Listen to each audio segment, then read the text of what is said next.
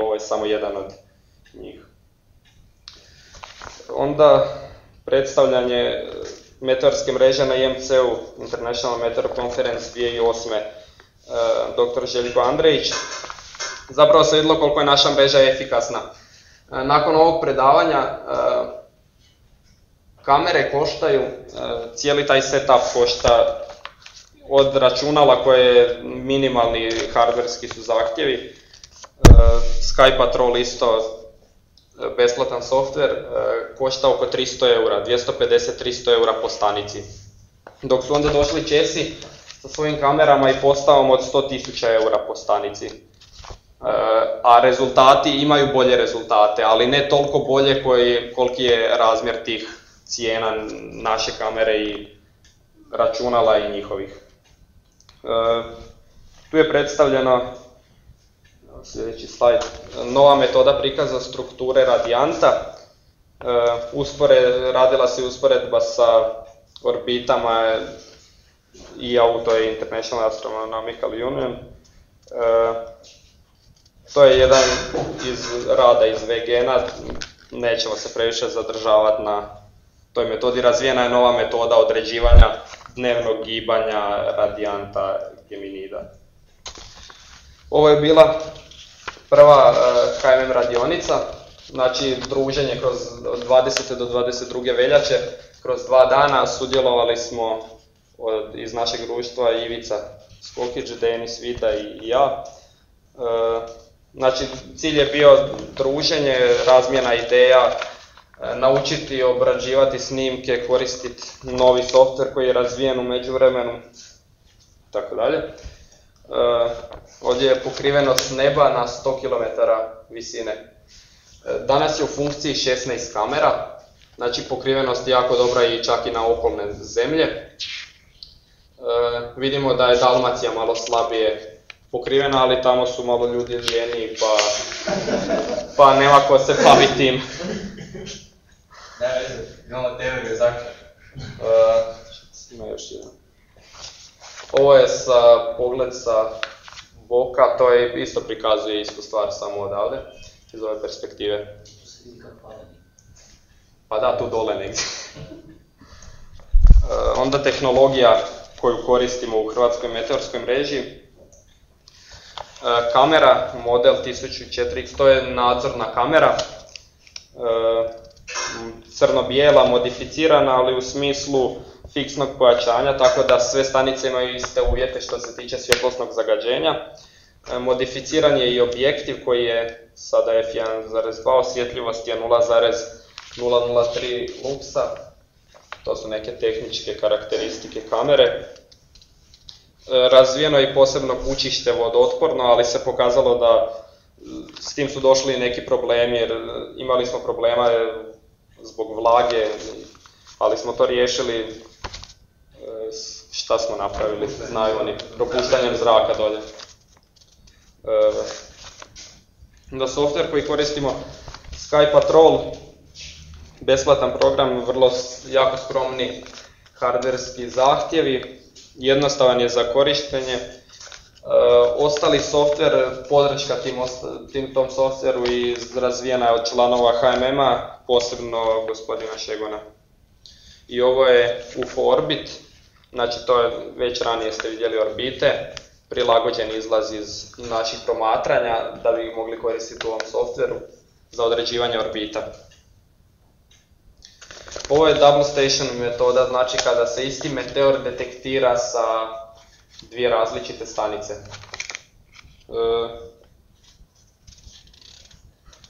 Znači s tim je moguće odrediti visinu meteora, isto je razvijen softver za određivanje visina i zapravo se može snimiti i sa više stanica, to je onda još preciznija orbita, iako orbite su čak dosta, ne mogu biti toliko precizne jer je jako mali luk taj promatranja. Kod softvera sam zaboravio, još jedan softver razvijen koji je razvio Peter Gural, zapravo on je radio u NASA-i. Još uvijek radi nešto za njih, ali sad se bavi nekim programiranjem za neke tvrtke i tako. On služi za početno detektiranje, znači jer kada ima puno detekcija, ima i šišmiša, ptica, aviona, svega, treba to sve izdvojiti. I on nam je pomogao, razvio software MTP, Maximum Temporal Pixel, znači za početnu obradu. On je sudjelovao u nasilnim misijama snimanja meteora iz aviona. Oni su uspjeli snimiti meteore do 8. magnitude čak.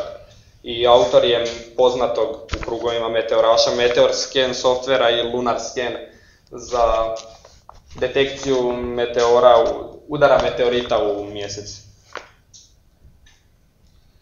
Sad idemo na sljedeći poglavlje. Znači višestruka korist. Zapravo zašto, čemu sve to, zašto promatrati meteore, čemu potreba za osnivanjem Hrvatske meteorske mreže? Nadzor neba, znači jeftinim kamerama, jeftinim računalima, nadzor neba svaku noć, zatim edukacija, uključivanje mladih ljudi u znanost, zato što moguće iz ovih svih podataka slijede, zapravo ovo je tek početak, slijede detaljne obrade svih podataka, objavljivanja u VGN-u i sličnim časopisima, istraživanje, može se doći do lijepih znanstvenih rezultata.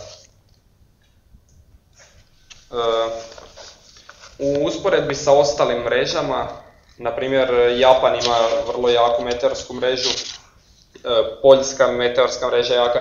Zapravo nakon ove godine, efektivno jedne godine, prije tog su bila razna testiranja, smo skužili da smo zapravo u svjetskom vrhu uz sve te ostale mreže.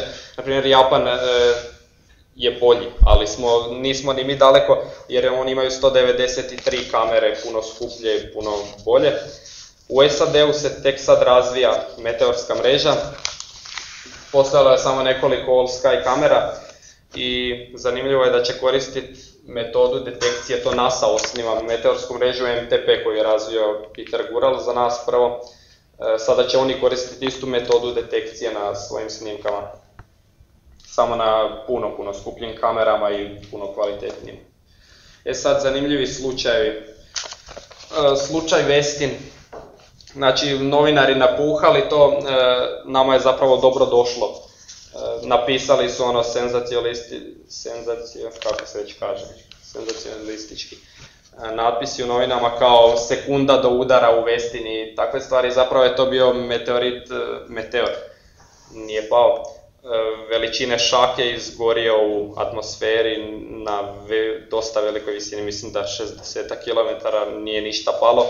Samo je izgledalo sa tih snimaka kao da će udariti. Snimljen sa 4 stanice. Onda super bolid skrat, to je bio, problem je što kamere ne mogu detektirati preko dana. Trebalo bi im vjerojatno drugačije postavke, a to je zeznuto za svaki put kad bi namještali. Podne je, znači on je bio toliko sjajan kad se u podne vidio, bio je mislim da -20 i neke magnitude, skoro sjajan kao sunce. Puno očevidaca, ovdje imamo kartu sa očevicima.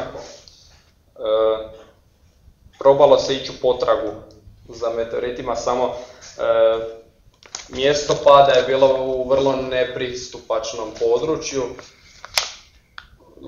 Ne znam sad točno na kojem području, ali su bile planine ili tako nešto, drveće, šikara, jako je teško tražiti na takvim područjima. Evo, ovo je jedna slika, vidite gore kako se to vidjelo. Onda tu je neko snimio trag koji je ostao iza, ova 3 traga kada se uveća. Čak su seizmografska služba Slovenije i Hrvatske zabilježila podrhtavanje tla. Podrhtavanje ne tla, nego registrirali su da je ušao u atmosferu. Onda rađena je, lijevo je snimka